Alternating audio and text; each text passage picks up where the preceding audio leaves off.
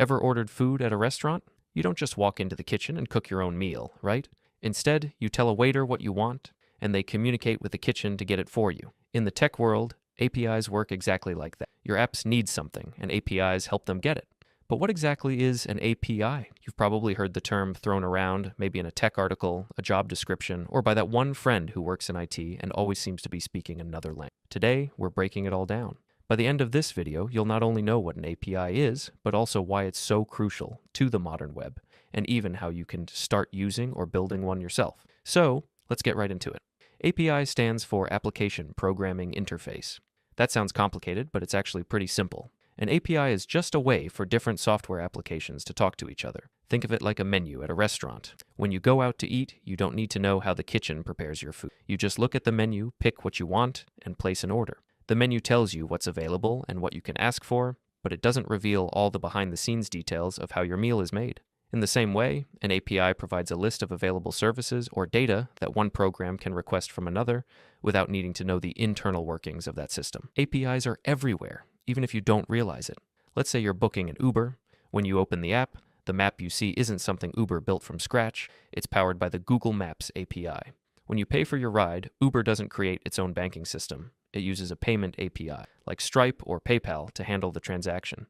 Even social media apps rely on APIs. Every time you see a share on Facebook or sign in with Google button on a website, that's an API at work, letting different services communicate and exchange information seamlessly. But why do we need APIs? Imagine if every time you wanted to check the weather, you had to call up the weather station, ask for today's forecast, and write it down yourself. Then, if you needed to check it again later, you'd have to call back and ask all over again. That would be a huge waste of time. APIs save us from that by allowing applications to fetch data instantly whenever needed. They make everything faster, more efficient, and more automated. Without APIs, apps wouldn't be able to share data with each other, and the internet as we know it wouldn't function. Now let's take a quick look at how an API actually works. The process is pretty straightforward. When you use an API, your application sends a request to a server asking for specific information.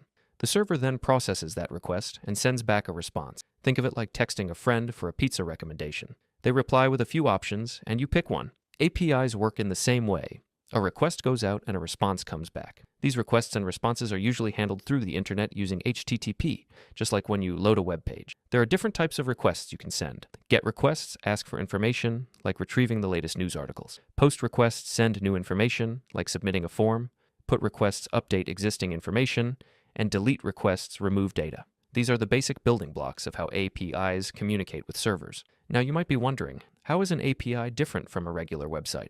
Well, the main difference is that a website is built for human users, while an API is built for programs. Think of it this way. A website is like a restaurant with a dining area. It's designed for people to walk in, sit down, and enjoy a meal. An API, on the other hand, is like a drive-thru. There's no need for a dining space. You just place your order, get your food, and go. APIs don't have front-end interfaces like websites do. Instead, they provide data through endpoints, specific URLs that applications can call to get the information. Speaking of data, let's talk about JSON.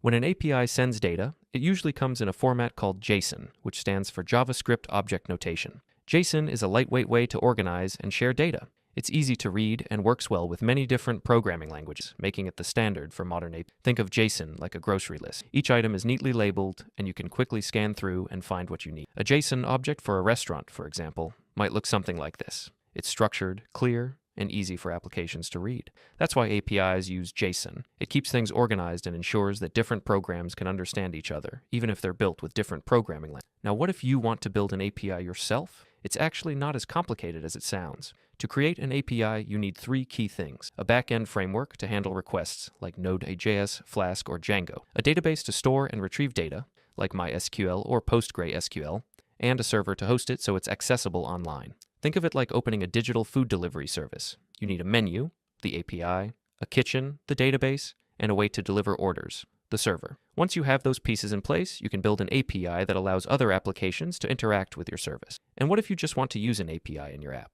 It's actually pretty simple. First, find an API that provides the data or service you need. Websites like Programmable Web, Any API, and public.apis.zone have directories full of APIs you can explore. Next, check the APIs documentation to see how it works. Many APIs require an API key, which is like a password that lets you access their data securely. You'll also want to use a tool like Postman to test the API and see what kind of data it returns before integrating it into your project. Once you're comfortable with how the API works, you can write code in your app to call the API, retrieve the data, and display it however you want. For example, if you're building a weather app, you can use an API to fetch the latest weather updates and show them in your interface. So now you know what an API is, why they're so important, how they work, and even how to start using them. APIs are the backbone of the modern internet, making everything from social media to online payments possible. Whether you're a developer looking to build your own API, or just someone curious about how your favorite apps work, understanding APIs opens up a whole new world of possibilities. If you found this explanation helpful, drop a like, leave a comment, and don't forget to subscribe for more tech breakdowns. Thanks for watching, and I'll see you in the next one.